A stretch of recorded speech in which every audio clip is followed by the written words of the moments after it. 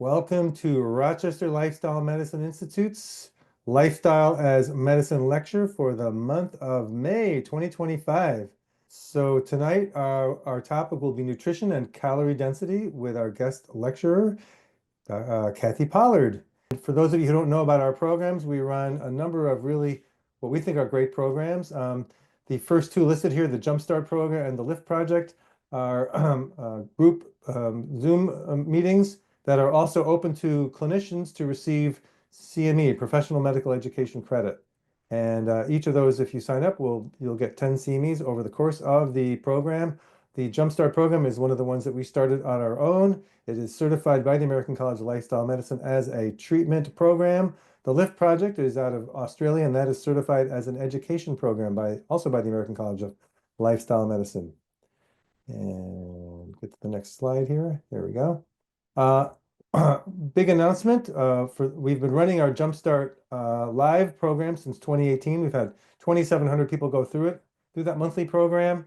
But we just launched our Jumpstart On Demand program for people who can't adapt to our schedule. So it's available whenever you are. It's your health, your schedule. It's the same science. It's the same tools, same life-changing experience, and the same potential for extraordinary results. Our lecturer tonight is Kathy Pollard. She's a plant-based nutritionist and the author of the popular guidebook on health, climate change, and chronic disease around the world called Eating Does It? Healing Ourselves and Our Planet with Food, which was published in November 2023. She is the research projects manager for the American College of Lifestyle Medicine and one of the first nutrition instructors who taught for the renowned T. Colin Campbell plant-based nutrition certification course. You can learn more about her and read her articles at katherinepollard.com.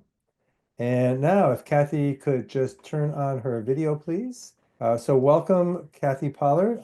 Thank you, Dr. Veggie, my friend, Dr. Ted Barnett. I really appreciate this invitation to talk to you about nutrition, because that's what I love to talk about, nutrition and plant-based diets. But we're going to talk about today nutrition and calorie density. And in the process, we'll talk about foods that nourish us and foods that deplete us. So as Dr. Barnett explained, I am the research projects manager at the American College of Lifestyle Medicine. We'll talk a little bit about lifestyle medicine. I am an author, which you heard about. I'm not going to really talk about my book, but it is called Eating Does It? Healing Ourselves and Our Planet with Food. And I've been a nutrition instructor and educator for many years, and you heard about that. Let's talk about today's road trip. On the road, we're going to talk about nutrition. And that'll be our theme, is the road, on the road. We're going to define both calorie density and nutrient density and what nutrition is. We'll talk about it, and we'll talk about carbs and calories. We will, of course, end up talking about the benefits of whole plant foods, which is another of my favorite subjects. And we will cover some tips for controlling caloric density if need be. And also we'll talk about controlling nutrient density or adding to it. So we're going to end with my favorite 4 food rules for people, patients, and the planet. Let's get started. We're going to talk about nutrient density versus calorie density. What's the difference? Let's start with nutrient density. It has everything to do with the nutrition, the nutrient content of the food in relation to its energy amount, to its calories. So in there are the macronutrients, which is protein, fiber, and protein, calorie, carbohydrate, protein, carbohydrate, and fats. Those are the micronutrients. Actually, alcohol is in there as well, but we don't count that when it comes to the foods that nourish and deplete our bodies in general. Micronutrients are all those vitamins and minerals and phytochemicals. Those are essential for our health.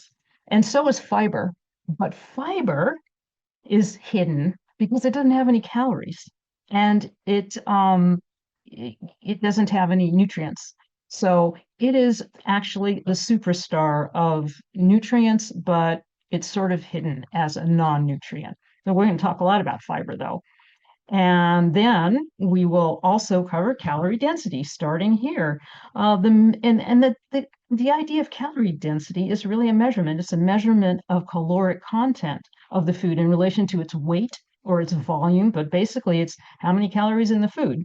So that's the difference. Nutrient density is the nutrient content. Calorie density is how many calories are in the food. Um, here's a nice uh, here's a nice little depiction, a table by our friend Jeff Novick, RD, and it shows in a table form a depiction of the calories in a given weight of food, which here is a pound of food. For MDs here and researchers, food is usually measured in grams when it comes to research. Here here we have a depiction of food in 1 pound, and it just really shows how what the caloric density is between foods. Not all foods are here, but you get the idea that the calorically light, the calorically dilute foods, there they are on the left, plant foods, mainly plant foods.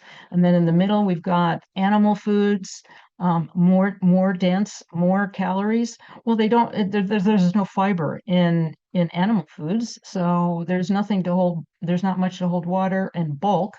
But there on the very right-hand side of this table, you see fats, pure fats, and nuts and seeds are up there.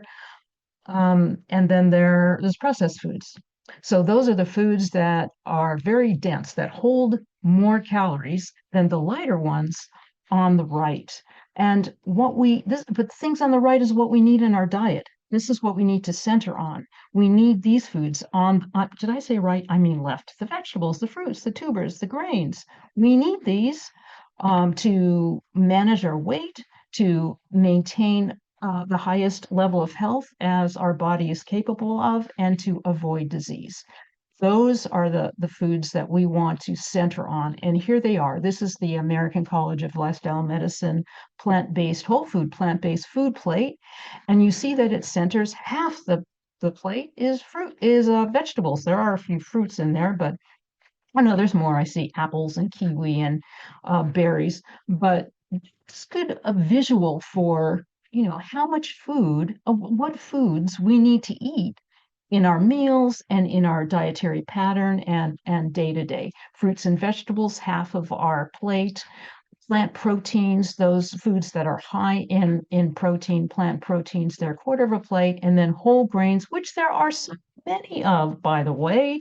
There is much more than just rice and starchy vegetables, but you can think of quinoa and millet and buckwheat, and there's so many, and I don't have my list in front of me, but barley and what was thinking of? Buckwheat, did I say that? Anyway, I'm missing one, but there are so many that you need to explore. Wild rice, there's another one. So these are the foods that we need to base our diet on. We need to get 90% of our calories from these foods. But guess what? 90% of American calories in the standard American diet comes from these foods. The refined carbohydrates, the processed foods, or what I'm going to call later, the formulated foods. So we have a discrepancy. Houston, we have a problem. The American public is not getting the nutrients they need. And what they need are calorically dilute and nutritionally dense foods. This is a pretty depiction of our stomach and how much our stomach holds when it comes to food in the same caloric value. And this value is 500 calories. And you can see that there's a little bit of oil in there, right? There's a little more cheese in our stomach there. There's a little more meat. There's a whole lot of beans, potatoes, and rice, the starchy types of vegetables and legumes. Those are good for us. And by Jove, fruits and veggies, 500 calories, they fill up a stomach. So you can just get an idea of the different density of food and what could fill up our stomach. So no wonder that plant foods make us feel full because look, the water and the fiber create bulk. And that's what fills us up and satiates us. So bulky foods fill us up. And of course, we're talking about carbohydrates when it comes to the most nutrient-rich foods because they have all these things in them to nourish us and to protect our health. Fiber, which I talked about, and phytochemicals and enzymes and antioxidants, which are basically the protection of our cells. They protect our cells from the damage that occurs from unstable molecules, particularly free radicals, sterols and stanols, which protect us from having too much cholesterol because we make cholesterol, we need it. Our body, our liver makes cholesterol, but when we eat, when we take in cholesterol, and by the way, plant foods don't have cholesterol, animal foods have cholesterol because animals make it. So these compounds protect us from having too much cholesterol. They're really important, and we find them in plants, pre and probiotics, and of course the macronutrients, which we talked about, and the micronutrients from healthy plant sources. These are the foods that we need. But we have another problem, and that is carbohydrates are ill-defined. So let's define them now. There are good carbs and there are bad carbs, and the wording can be a little weird and misleading at times. So let's talk about good carbs. They are foods that look like they come from a garden. You recognize them. They're picked, they're cooked or lightly prepared, and you can sort of recognize them, or what their whole form looks like. Those are good carbs. The closer to nature that we see our foods that we cook or we eat raw or we lightly process, the closer to how they look when we pick, the better, and the more nutrient dense they are, as well as calorie light. These are good whole carbohydrates. So what's the bad carbs? Well, they're called refined or processed or ultra processed carbohydrate, ultra processed foods.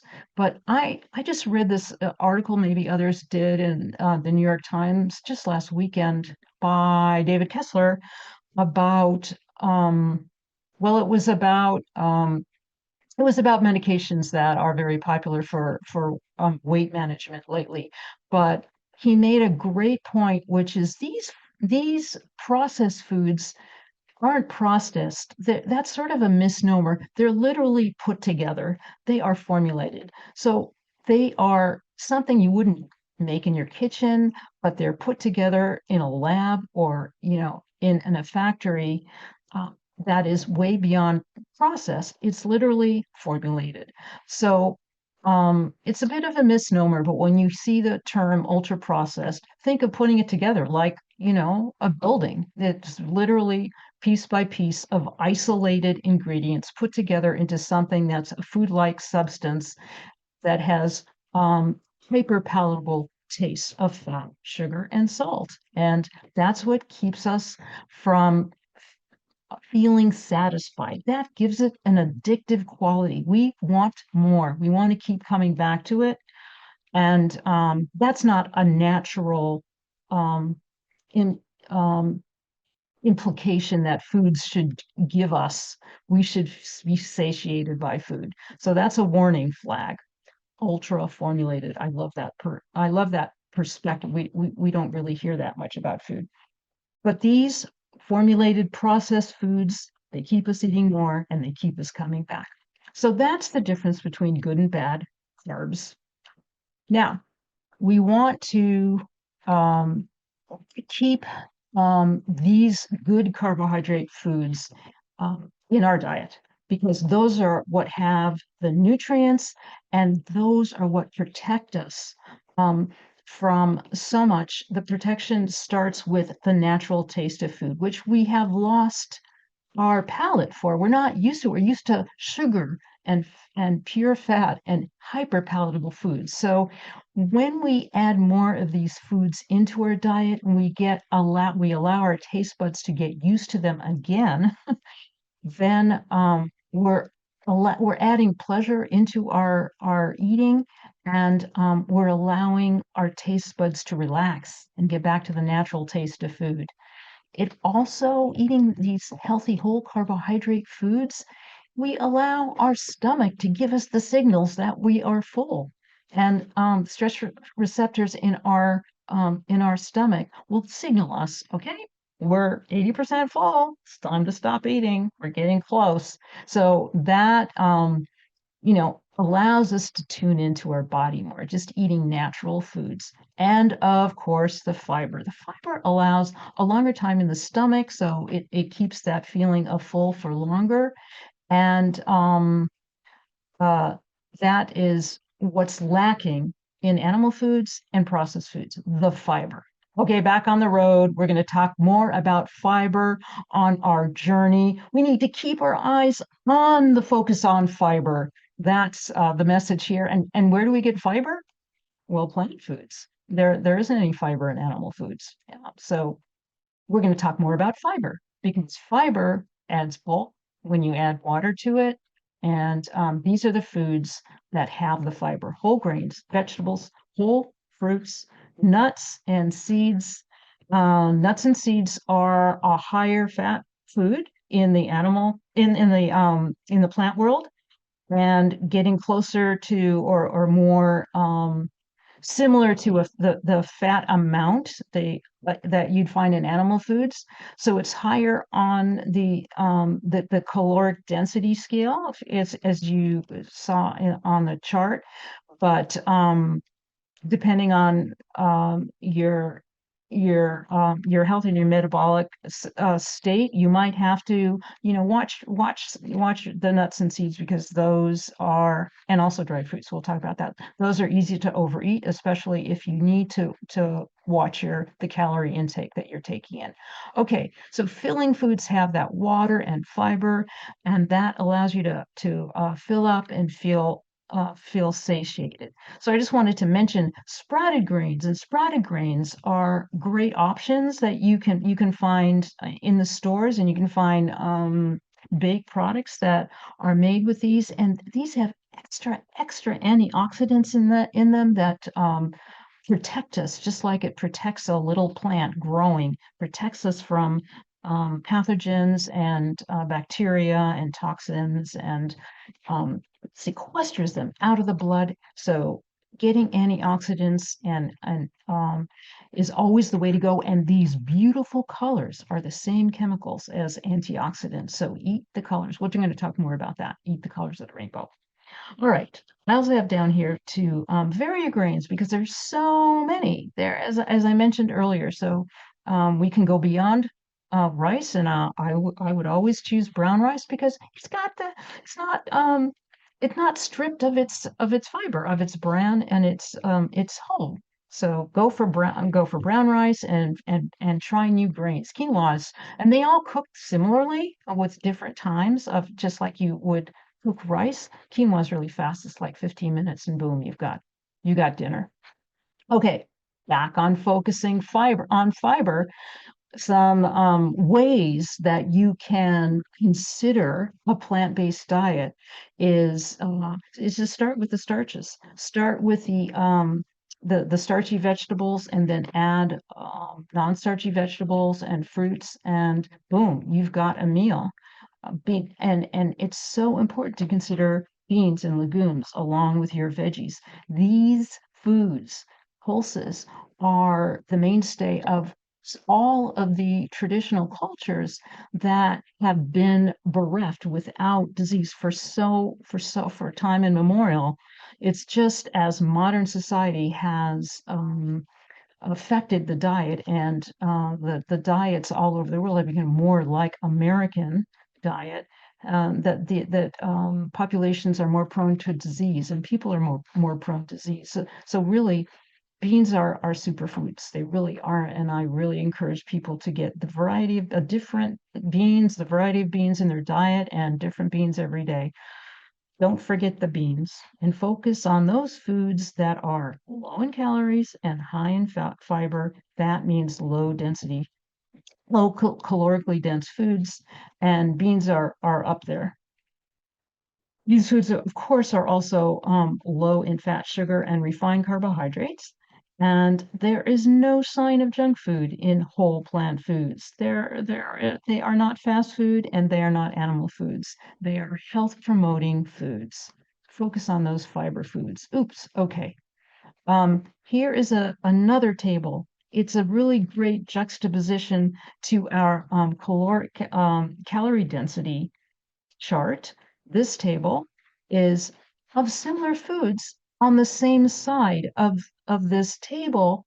But look, on the left-hand side, we see that these same plant foods are high on the nutrient. They rate the highest on the nutrient density scale, and the ones on similar foods, the same on the same um, side as the other table that we saw, are very low in nutrient density, and those are sweets and oils, and then we go get into dairy. So you can see that similarity or almost a juxtaposition between the two. The leafy green, the non-starchy vegetables are high in the nutrient density and lowest in the calorie density. And then on the other side of the scale, we've got the pure fat, oil and butter. We got we've got nuts and seeds there, which are higher, and dairy. So that's a good juxtaposition between the two. So here's just another visual for you. And the question I pose is these are all 400 calories, these groups of foods. So what do you think is the most filling? Here we have a few chicken nuggets, but if you look at the other diagonal, the upper right, we got a whole stew there. I mean, or a cup and a half of stew. What would be more filling, do you think? And then I have some other comparisons, some nuts and four carrots. I mean, I couldn't eat that much in one sitting. Or look at the two baked potatoes, loaded baked potatoes. I could not eat that in one sitting. Or look at those two family size um, salads. I mean, these are all 400 calories. I just think it's fascinating. And there's butter. It's a half a stick is about that much, and 400 calories. I think it's a half a stick of butter. And I don't know, it's not going to fill my stomach up, and it certainly wouldn't satiate me. But anyway, nice depiction. I wouldn't eat that many kisses. Also, I think that they're probably, what do you call them? Milk chocolate is my guess. But anyway, Twizzlers, there's actually a quarter of a Twizzler more than 400 calories. I actually looked it up, and I think it's 10 and 3/4, and there's 11 here. But anyway, a depiction of 400 calories, and here's a depiction of 200 calories, I would say. And just to give you another visual, this is what 200 calories is. And those three eggs are a whole lot of cholesterol. I mean, I don't have my notes in front of me, but I think it's about 300 or 400.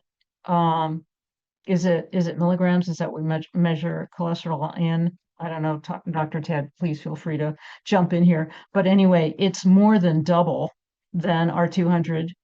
Uh, is it grams? I can't remember what the It's milligrams. milligrams. Thank you. Yeah. It's So more than an egg has about 300 milligrams of cholesterol.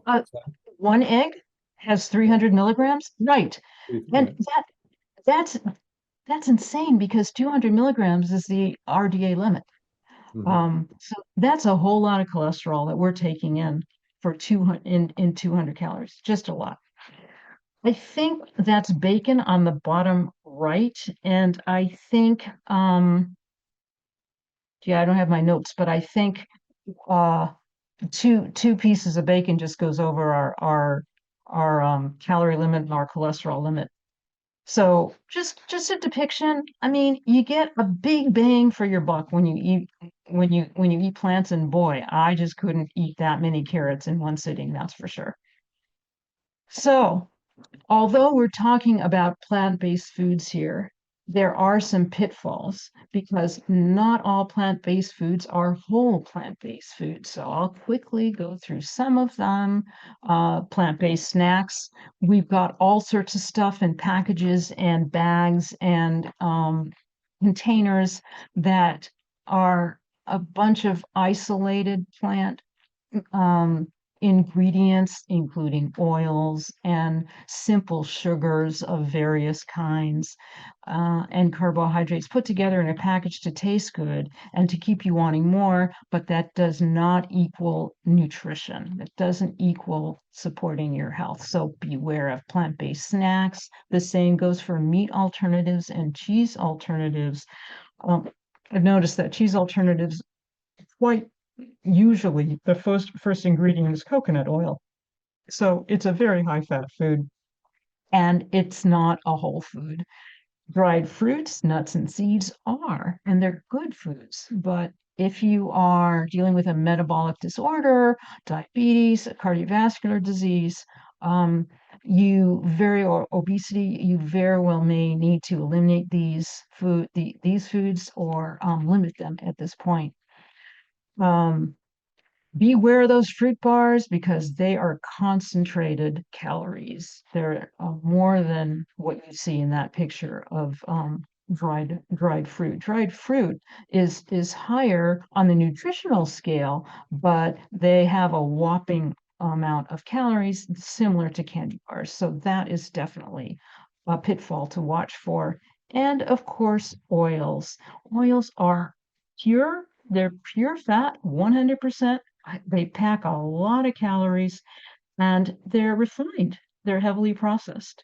So there's not too much good in oils. They do have some trace vitamins, and vitamin E is often touted as olive oil is often touted as good because of the vitamin E that can be found. But you'd have to drink a lot of oil to get the RDA for vitamin E. So it's almost negligible and it's not a effective avenue for getting nutrients. So watch out for that oil. It's in everything. Start reading labels. Bring your reading glasses to the grocery store. Okay, let's go through some tips. It's tip time. To go with our theme, trippy tip time, let us start with tips to lower calorie density if you so need to, or if you are um, conscious about the calories, too many calories going in. The number one thing to do is add those non-starchy vegetables wherever you can. Add vegetables to pasta sauce. Make it loads of veggies. Add the tomatoes, chunks of tomatoes into tomato sauce, and add them to other dishes. Add vegetables to rice dishes, and on top of potatoes and stews and soups, of course. Use those chunky sauces, as I mentioned.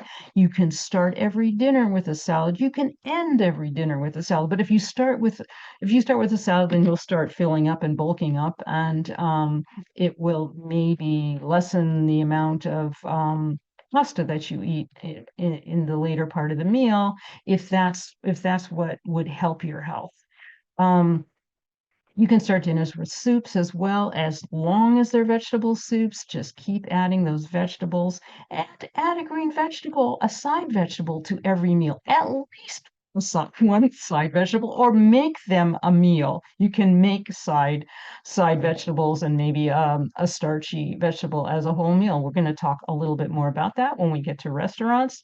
And I advocate for most people to avoid oils and isolated fats. It's not just the fats coming in, but it's how the body metabolizes those fats and creates some unhealthy and unstable metabolites. So this is when reading labels really helps, and that's important and comes in. If you're concerned about your caloric intake, I suggest don't drink your food like in smoothies because you're sort of pre-digesting. You're pre masticating the food, and that allows the calories and the nutrients to enter the bloodstream much quicker. And if we don't use them, if we don't use the energy, our body's going to want to store them. So I would not recommend drinking your food. I would recommend eating those vegetables. And when it comes to snacking, you can substitute these whole fruits and veggies and maybe a nice hummus or bean dip instead of the other crunchy things that come in a bag or think of the mouthfeel that you're wanting and then find those foods, those healthy foods to substitute with. Like if you want something crunchy, why don't you try carrots and celery and hummus. If you want something creamy, the myriad of beans can make so many dips and spreads and satisfying mouth feels like that. There are many ways you can substitute in good food. So quickly, tips for eating out. You can start with a salad. You can bring your own dressing. You can just ask for vinegar and maybe juice or honey if you consume honey on the side. And you don't and make sure to ask for the dressings to be kept off the salad or away from the salad. They're usually dairy based or oil based, and they're not doing us any good. So control the dressing. Even when you're out, you can do that. You can also order a bunch of side vegetables to make a main dish or to add to your main dish. As I just said, and you can ask to have the meal prepared without oil. That'll save you a lot of calories. And asking for special requests in restaurants is so common nowadays. It's not unusual, and usually chefs and cooks are happy to make accommodations for us. So consider consider life without oil. I know that's a big leap for a lot of people, but start taking baby steps by reading labels and avoiding the processed foods, the formulated foods that there are some without oil. So another tip while eating out is to make a baked potato or a sweet potato your base and then get some vegetables around it. That could be a meal. That's quite often a meal for me. Now, a final tip here is cheating, and that is, eat before you go. If you're going to be in a social situation in a restaurant, you're not sure that you will be able to find the healthy foods that you're looking for, eat an apple before you go or eat leftovers. That's okay. And finally, you can always consider not going out to a restaurant if that's available to you. It's not a social situation that you have to be at a restaurant, but you can go to the grocery store and pick up frozen veggies and brown rice. There is frozen brown rice cooked. That would make an easy dinner. You can get salsa. You can get packages of pre-made salad. So there are a lot of options if you're lucky enough to live near grocery stores that offer them, and I would start exploring so you are prepared for times when you're out of the house and you want to eat better. So in closing, I'll share my fun food rules for the perfect balance of calorie and nutrient density. These are my food rules. Are you ready? Here is the first one. That is, eat as much whole plant foods as you can. That needs no explanation because we just talked all about what plant foods are. The second one is, don't sweat the small stuff, meaning if you're going to go to grandma's party and you're going to have a cupcake, it's okay. Your body can handle it as long as that cupcake doesn't become a habit. And the next day is a muffin that shows up on your desk at work. And then you go home and you have a couple of glasses of wine, etc., etc., etc. It is when those treats, those once in a while treats, become habits or treats every day that we got to start worrying. So don't sweat the small stuff. It's the habits that we have to worry about.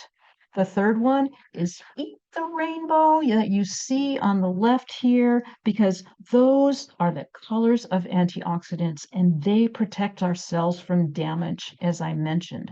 Now, the fourth is my favorite, and that is this: eat as much as you want. Now, having shared my rules with you, let me qualify them. The first point I want to make is, of course, the last one, eat as much as you want, as long as it contains intact fiber, the fiber that it was grown with. That's what I mean by intact fiber. If it's got that fiber, you got the protection. So that's the first caveat.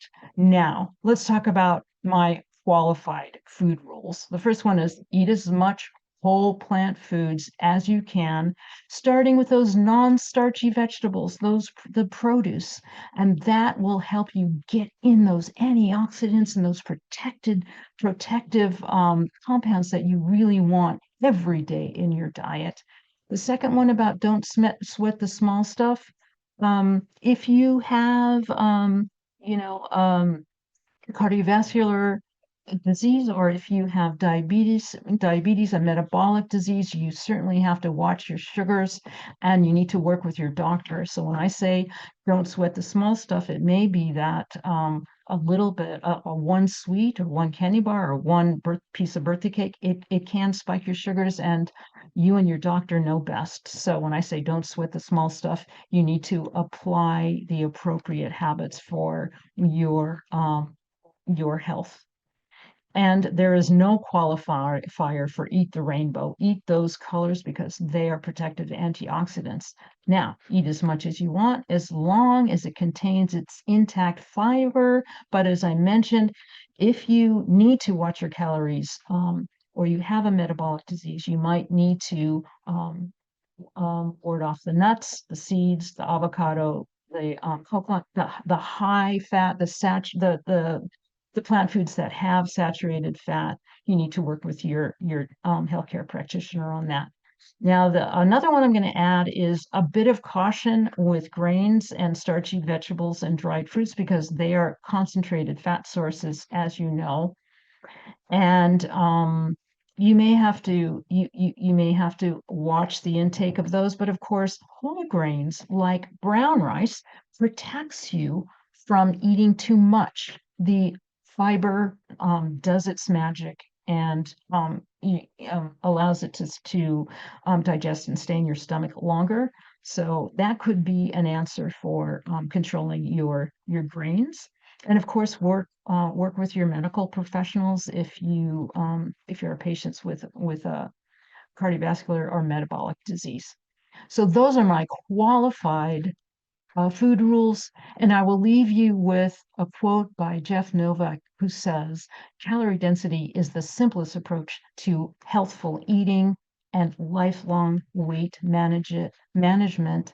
And myself, I like to leave people with the thought of nutritional density, which allows your body to find its highest state of health, no matter what its optimal health is, no matter where you are, no matter what your body is capable of doing. If you give it the right food and the right fuel, you will allow it to reach its highest level of health that is available to that particular body. So I thank you for your attention, and I really appreciate being here with you and Dr. Veg and the Rochester Institute of Lifestyle Medicine. Take it away, Ted. Oh, thank you, Kathy. That was wonderful. Thank you so much. And Mm-hmm. yeah, we have some interesting questions. So if Dr. Friedman could come on, please. Well, thank you for this wonderful talk. It really was so informative and so nicely put together. I mean, some great teaching points. I especially like the point about plant-based versus whole food plant-based, because I think that's something that I run into a lot with my patients when I'm talking about eating a whole food plant-based diet, and then they come back and have had a lot of, processed plant foods, and Right, it takes some re-education. So right, I appreciate right. that. Yeah, We the have, yeah, sorry, go ahead. difference between whole food and whole carbohydrates and processed or formulated carbohydrates. Yeah. So we Well, have quite a few yeah, questions. go ahead, Susan, but I'm going to answer the last question first, which someone said, who is Dr. Veg? So for those of you who know, I'm Dr. Veggie. Otherwise, Veggie. that's my license plate actually, and my email addresses. And but I'm also known as the high-tech doctor with low-tech solutions, and I'm the founder and president of Rochester Lifestyle Medicine Institute. But I'm glad somebody asked that. All right, back to you, Susan. Your new Dr. nickname. Friedman. Yes. So there was a question about sprouting. You had mentioned about sprouting greens and grains, and Yes. the question was, can you sprout the same beans and lentils that you would cook, or do you have to buy special beans and legumes for sprouting? And can you talk a little bit about that whole process? What's involved with that? Yes. Now, I have done this myself. First of all, I don't think they would sprout if they're not organic. Um, but you can sprout even chickpeas that are organic. Maybe not universally. You probably would just have to try. And so, yes, you can. Um, and you can all yes. So the answer is yes, you can, but probably not universally. Like who knows what is in your bulk section and how clean it is from pesticides that would keep it from sprouting. So I can't say a universal yes, but I've tried it, and you can sprout and then you can cook with them just like you would cook a regular bean. You can sprout them first if that bean allows you to do that. So I'm sorry to be wishy-washy, but I know that not all organic. First of all, I would think it has to be organic, because if you have pesticides in or around it, it's going to keep the greens from growing. That's what pesticides do. So you want to make sure to have them organic, and you can try it. And if it doesn't work, then just cook the beans the way they are. Mm, That's good. Great. Well, Oh, I'll take this one. Go ahead. can I just add one more thing? You can find a lot of products that are made with sprouted grains nowadays, and so that's another thing to look for. Sprouted bread products if you eat bread products. What brands are there? Ezekiel is one that comes to mind. In fact, that's the only one that I know offhand. Do you know any? If I anyone just has another brand, you can put it in the chat. But Ezekiel is one brand. Great, thanks. Here's a question from a practitioner. I struggle as a practitioner who advocated for plant-based diets, helping people consider plant-based eating when they have a wide spectrum of reactions to foods. My colleagues oftentimes put them on meat and a few other animal foods they seem not to react to, and them getting caloric density on plants alone when they can't eat more than a handful of foods. Your suggestions on how to keep them on a plant-based path with success when food allergies and to a lesser extent food sensitivities are a real problem. I'm going to actually ask Dr. Friedman if you could comment on that as a practitioner yourself. Yeah. I think I think the thing is to keep trying the foods that people can eat. There's such a wide range of different options, and so you know people may have sensitivities to certain foods, but then may be able to tolerate others. So it may be a process of trial and error, but I would say, keep going, because it's worth it to get those high nutrient foods in. I don't know Yeah, if you have any other thoughts about that. yeah, I do. And that is start with beans. There are less allergens that people react to that I know of, and if you know more than me on the subject, than others when it comes to beans. And those populations that rely on beans and have for, time immemorial, they tend to be without disease, without cancers, without cardiovascular diseases, and without metabolic diseases. So beans are a pretty a good way to start to find non-allergenic foods that may not trigger the many different allergenic triggers that foods do. Yeah, I might also suggest taking a look at a book by Dr. Neil Barnard, Foods That Fight Pain, and he's got what's called an elimination diet in there. And starting with an elimination diet is a good way to find out what to avoid the foods that tend to cause the most sensitivities. And then you can slowly add back things. And then Dr. Brooks has recommended that she says heal the gut first and the sensitivities will resolve. See Fiber Fueled by Will Bolsowitz for that. So she put that in the chat. Thank Yeah, you. that's a really good point. And can I just throw in one more? Sure, sure. And it just relates to what Dr. Brooks said, and that is that quite often there are people who have several sensitivities, food sensitivities, like they're sensitive to, milk as well as, I don't know, name another common one. But once they, I'm sorry, not Dr. Brooks, but Jill Brooks suggests, when you start healing your gut, you seem to be more resilient in terms of your reactions to food. So you may find yourself less sensitive to some when you start paying attention to one or two of the main sensitivities that you have. Great. Thanks for that. All right, what else do we have here? Dr. Friedman. Question of can one get too much fiber? It is really hard to get too much fiber. Brenda Davis did a research on a project on this once, and it was years ago, and I don't remember her numbers. But prehistoric people ate so much fiber. I mean, multiple tens of times more fiber than we eat. And that's how our body is designed. So for us to get to that level, you would have to eat a lot of grass, a lot of plant foods to get to that. So can you eat? Yeah, technically, we can eat too much. I mean, I'm not going to eat a box of cardboard. That would be a lot of fiber, but I think it would be pretty hard.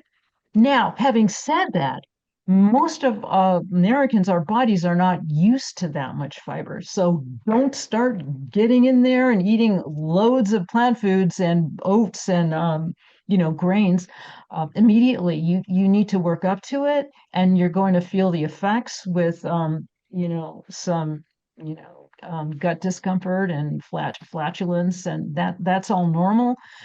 Just step back from it if you're starting to feel those the GI issues, and take it slower. But it's pretty hard to get too much fiber in the way that our bodies are designed. How many grams of fiber do you think our ancestors ate? I wish I remembered those numbers All right, that's from okay. Brenda, but I don't know. I'm sorry, I don't No, know no, the I'm just numbers. remembering. I'm just remembering something Dr. Greger said. I think that we're lucky if we get 15 grams of fiber, and we try to get people to eat 30 grams of fiber. But it Right. looks like Paleolithic people were eating 120 grams of There fiber you go. Someone because says in there 100 grams. we were eating a lot of Yeah. um, yeah, Melanie. Okay, thanks. Yeah, yeah. See, I was right. Melanie agrees with me. Thank you, Melanie Yeah. and Ray. And because we're eating a lot of leaves, and that's one of the ways that we got a lot of our omega-3 fatty acids, right? Because leaves are loaded with omega-3 fatty acids, and alpha-linolenic acid is actually the most common fat on the planet because it's in leaves. Hmm. So, Hmm. yeah, And we were eating tubers and things right, growing in the ground. right. So what else do we have here? A question about if one is doing weight training or training for triathlons, and really trying to get as many calories as possible. Are there certain websites that have reliable information about caloric density, or what would you suggest there? Uh, a couple things. I remember Plant-Based Athlete. Um, is that a site? And then I can't remember the names of the plant-based athletes who had their own sites. But if you Google plant-based athletes, you will find a plethora of information. The other Right. thing I would like to say is that this is the exception.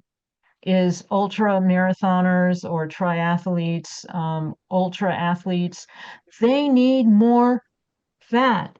They need more protein. They need more carbohydrate. So what am I saying? They need more food. They need more whole plant food. And it might be hard for these ultra athletes to get that food bulk in the amount of food they need in there. And this is where, pre um, uh, processing your food, like smoothies, like putting it in a blender, helps when you need to get in more calories. So I would recommend really healthy smoothies before working out with kale and frozen berries and maybe dates and a base of maybe soy milk or beans, any beans. That's a great way to get in the calories you need. But you're an exception, just saying. Right. The ultra athletes and the marathoners and the triathlete athletes, there aren't many of you out there. So for the general public, I wouldn't recommend, pre-digesting your food in a blender. Although I love smoothies myself, so I do have them And occasionally. Dr. Brooks has put some book names in the chat as well, which I think is great. Mm, Okay, thank you. good. Rich Yes, Roll. Brendan Brazier, that's the name I wanted to think Yeah, of course, and Robert Sheik. Thank you so much. And Rich Roll, exactly. yeah. Thank you, Jill. We definitely consider them to be reliable sources. There's literature on using having ketogenic diets for seizure control. And there's a question about who are the leading plant-based keto persons or resources to find out about eating a ketogenic plant-based diet. Do you know the answer to that, either of you two? I would Susan? check nutritionfacts.org. I'm sure Dr. Greger's got a video about that. Mm-hmm. You can do ketogenic on a plant-based diet, but also and I know that there is some evidence that ketogenic diets can help people with seizures, but I think it's actually pretty unusual that it works. So but you can try, you can use plant-based, the fake meats, because they've had the fiber removed and they tend to be high in fat and protein, but you'd have to look at the ingredients because you're trying to come up with a formula basically that's, Mm-hmm. very low That in would work. carbohydrate. So start with nutritionfacts.org. That's where I would start. Mm-hmm. A question about when I eat more than 3 fruits a day, my triglycerides go up. Why is that? Rochelle, I mean, that's a kind of a specific question. Do you have I, underlying diabetes or that's something you might want to yeah, I mean, I have definitely seen that in a few patients right. where when they have simple carbohydrates, that if you don't use those calories right away, then they get converted into fat. And so um, Yeah, I've seen that. I With, think you're right. I think Yeah. the triglycerides are the precursor to storing the fat. So your body's going to turn the energy that it doesn't use into fat in your bloodstream, and then it's going to probably be stored. That Well, would the make reason sense. so when we see this when people first go on a whole food plant-based diet, their triglycerides can go up. If they're coming off of a standard American diet, your triglycerides can go up, and we usually tell people not to worry about it because that usually stabilizes over time. So I kind of would like to know what Rochelle's baseline diet is. If you're already on a whole food plant-based diet, that's one thing. If you're moving from, a processed food and standard American high animal food diet, that would be different. So it's kind of a Mm-hmm. complicated, there's more to it than just that. If you're already on a whole food plant-based diet, um, and you're concerned about your triglycerides, then you probably need to talk to, you might want to post that question on the Pale Blue Dot, and because we need more information. So if you go to the Pale Blue Dot, you can communicate directly with one of us because we Mm-hmm. need more information, I think. Anyway, you know what? It's 8:29, so I'm gonna use this opportunity um, to say goodnight. So thank you so much, Kathy Pollard. This was really great. Dr. This is Friedman, such a thank you. pleasure. Yeah, it's been really fun. Thank you, Dr. Friedman, for helping us with the Q&A. And I'd like to thank Karina Farb, who's in the background, expertly engineering this high performance machine known as the Lifestyle as Medicine lecture. And with that, I'm going to ask everybody to say goodnight. So thank you all. Kathy, Thank you, Dr. everybody. Yeah, It's such yeah. a Good pleasure to see being you with all. you. Yeah. Great to have you all. Bye. See you next week for our next event.